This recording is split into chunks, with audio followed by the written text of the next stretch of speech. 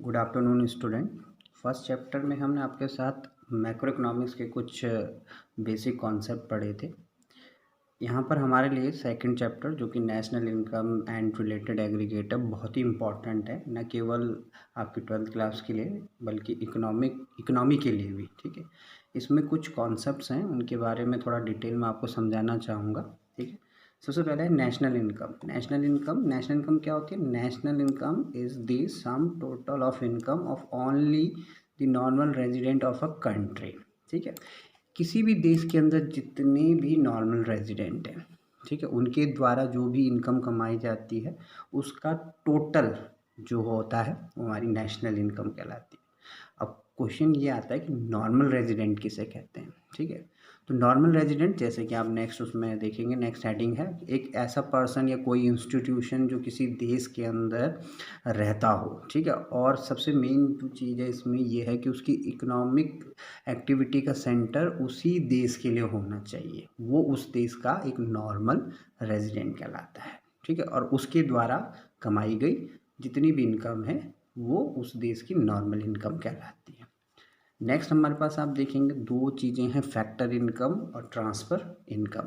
देखिए factor income, इसको factor payment भी कहते हैं। ठीक है, चाहे फैक्टर इनकम बोल रहे हैं चाहे फैक्टर पेमेंट बोल रहे हैं। ठीक है, हमारी सर्विस के बदले जो इनकम हमें मिलती है उसे हम कहते हैं फैक्टर इनकम या फैक्टर पेमेंट। ठीक है, फैक्टर ऑफ प्रोडक्शन होते हैं कुछ, जैसे कि लैंड, लेबर, कैपिटल और एंटरप्राइजेज। ठीक है, इनसे हमें कुछ इनकम जनरेट होती है। ठीक है, लैंड को मिलता है रेंट।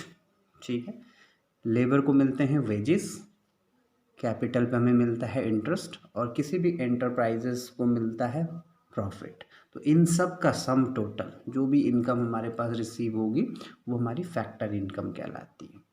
उसके बाद आता है फैक्टर पेमेंट, ट्रांसफ़र पेमेंट या ट्रांसफ़र इनकम। ये वन साइडेड पेमेंट होता है। ठीक है, मीन्स ये बिना किसी सर्विस के बदले आपको मिलता है। ठीक है, जैसे कि चैरिटी हो गया, आपने इसके लिए कोई सर्विस नहीं देते हैं। स्कॉलरशिप हो गई, कोई सर्विस नहीं देनी होती।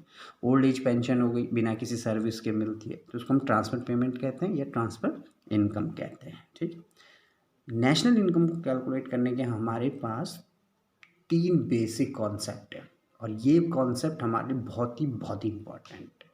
जिसके ये समझ में आ गया, नेशनल इनकम कैलकुलेट करना उसको ईजिली आ गया।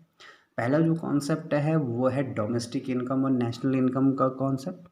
दूसरा है ग्रॉस और नेट इनकम का कॉन्सेप्ट और तीसरा है हमारे पास मार्केट प्राइस और फैक्टर कॉस्ट का कॉन्सेप्ट। तो सबसे पहले डिस्कस करते हैं डोमेस्टिक इनकम और नेशनल इनकम। देखिए सबसे पहले डोमेस्टिक इनकम क्या होती है? किसी भी देश की डोमेस्टिक टेरिटरी में जितनी भी गुड्स और सर्विस प्रोड्यूस होती हैं उनकी हम मार्केट वैल्यू निकाल लेते हैं। ठीक है, एक डोमेस्टिक टेरिटरी के अंदर एक साल के अंदर, एक अकाउंटिंग ईयर के अंदर, एक फिजिकल ईयर के अंदर, ठीक है, उसकी मार्केट वैल्यू जो आएगी वो हमारी डोमेस्टिक इनकम कहलाएगी या डोमेस्टिक प्रोडक्ट कहलाता है। डोमेस्टिक प्रोडक्ट बोलें या जो डोमेस्टिक इनकम बोलें, दोनों एक ही चीज़ है। ठीक है, इसलिए मैंने यहाँ पे लिखा भी है domestic product equals to sum total of all goods and services in an accounting year.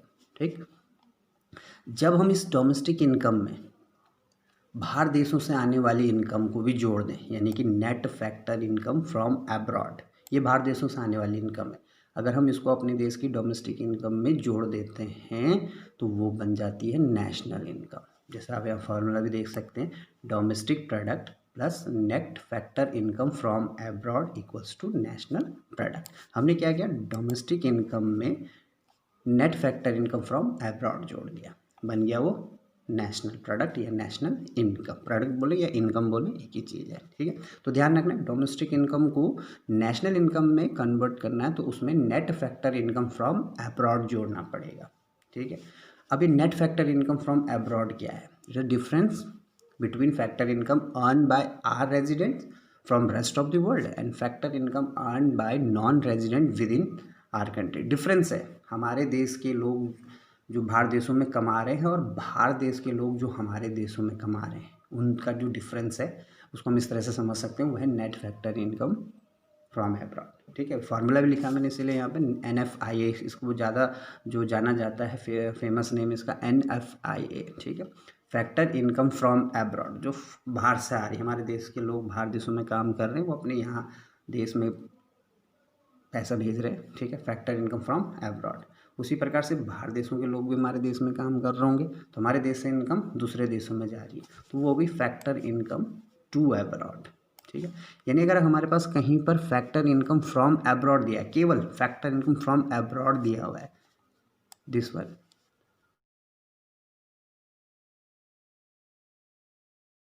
तो हम यहाँ पर केवल उसको ऐड करेंगे यहाँ पे। ठीक है, लेकिन अगर ये दिया हुआ है फैक्टर इनकम टू एब्रॉड, ध्यान रखना टू, यहाँ पे टू देखेंगे आप। ठीक है, टू एब्रॉड, तो इसको केवल अगर ये दिया है तो ये माइनस हो जाएगा। ठीक है, बाहर देशों, क्योंकि बाहर देशों को इनकम जा रही है, उसको माइनस कर देंगे। ठीक है, डिटेल में फिर आपके साथ डिस्कस करेंगे इसके बारे में। दूसरा कॉन्सेप्ट हमारे पास ग्रॉस और नेट का। ठीक है, देखिए ग्रॉस क्या होता है, ग्रॉस इनकम है, ग्रॉस प्रोडक्ट। इसमें क्या होता है, ग्रॉस मीन्स टोटल, एक तरीके से अगर देखा जाए। ठीक है, इंक्लूसिव ऑफ डेप्रिसिएशन और कंजप्शन ऑफ फिक्स। यहाँ पर एक चीज़ आपको ध्यान रखना है, डेप्रिसिएशन शब्द हम इस्तेमाल करेंगे, लेकिन जब हम न्यूमेरिकल करेंगे मोस्टली जगहों पर हमें मिलेगा कंजप्शन ऑफ फिक्स्ड कैपिटल शब्द। तो कंजप्शन ऑफ फिक्स्ड कैपिटल और डेप्रिसिएशन एक ही चीज़ है। जब हम ग्रॉस प्रोडक्ट या ग्रॉस इनकम की बात करते हैं तो उसमें डेप्रिसिएशन इंक्लूड होता है। ठीक है, यानी कि अगर हमें ग्रॉस से नेट वैल्यू, नेट प्रोडक्ट निकालना है, तो हम क्या करेंगे, ग्रॉस में से डेप्रिसिएशन माइनस कर देंगे। जैसे आप यहाँ पर भी देखेंगे, gross domestic product minus depreciation equals to net domestic product. तो मैंने क्या किया, यहाँ पे ग्रॉस वैल्यू में से डेप्रिसिएशन को माइनस कर दिया और हमारे पास आ गया नेट डोमेस्टिक प्रोडक्ट। उसी प्रकार से नेट डोमेस्टिक, इसका बेसिक मैथमेटिकल फार्मूला लग जाएगा, ये इधर प्लस हो जाएगा, तो हमारे पास ग्रॉस डोमेस्टिक प्रोडक्ट आ जाएगा। ठीक है, domestic product plus depreciation gross domestic product. अगर मैं डोमेस्टिक प्रोडक्ट में डेप्रिसिएशन ऐड कर दूं तो वो ग्रॉस डोमेस्टिक प्रोडक्ट कहलाएगा। इस ग्रॉस में से अगर मैं डेप्रिसिएशन माइनस कर देता हूं तो नेट डोमेस्टिक प्रोडक्ट हो जाएगा।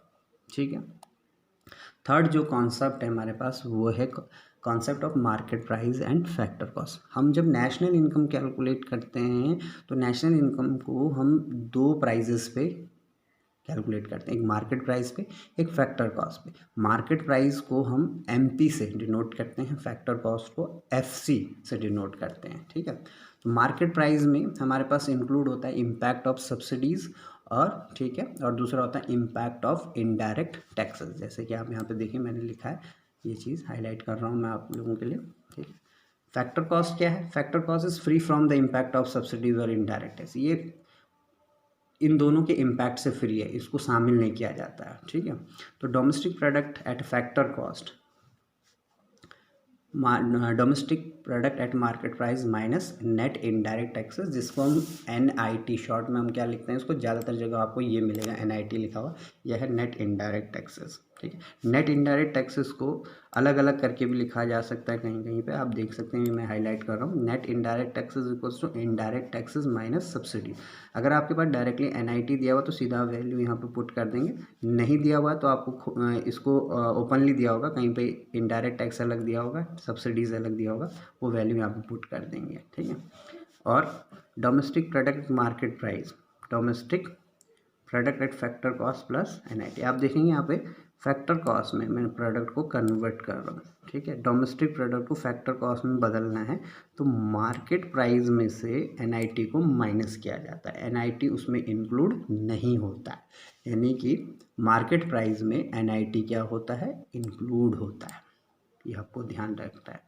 ठीक है, आज हम इतना ही देखेंगे, तीन कॉन्सेप्ट हमने आपको देखा, एक है आपके पास डोमेस्टिक और नेशनल इनकम का कॉन्सेप्ट। ठीक है, फिर से रिवाइज करते हैं।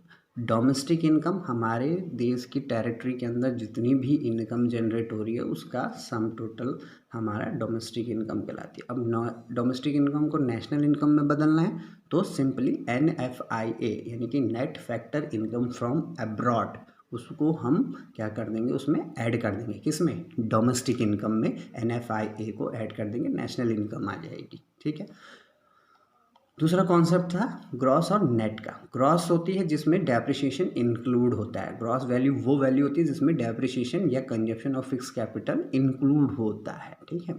अब मुझे ग्रॉस वैल्यू से नेट वैल्यू या नेट इनकम निकालना है, तो सिंपली मैं ग्रॉस वैल्यू में से या ग्रॉस प्रोडक्ट में से डेप्रिसिएशन माइनस कर दूंगा, मेरे पास नेट डोमेस्टिक प्रोडक्ट आ जाएगा, ठीक। और थर्ड है मार्केट प्राइस और फैक्टर कॉस्ट का। मार्केट प्राइस इसमें सब्सिडीज़ और इनडायरेक्ट टैक्सेस जो होती हैं वो इंक्लूड होती हैं, जबकि फैक्टर कॉस्ट में ये नहीं इंक्लूड होती है।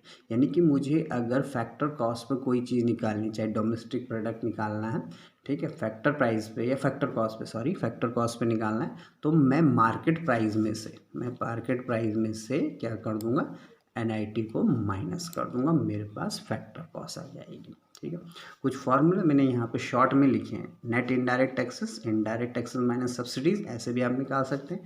ग्रॉस प्रोडक्ट में से अगर मैं डेप्रिसिएशन माइनस कर देता हूँ, ये देखिए, तो नेट प्रोडक्ट आ जाता है। वही चीज़ जो ऊपर पड़ी है उसको शॉर्ट में लिखा है, ठीक है।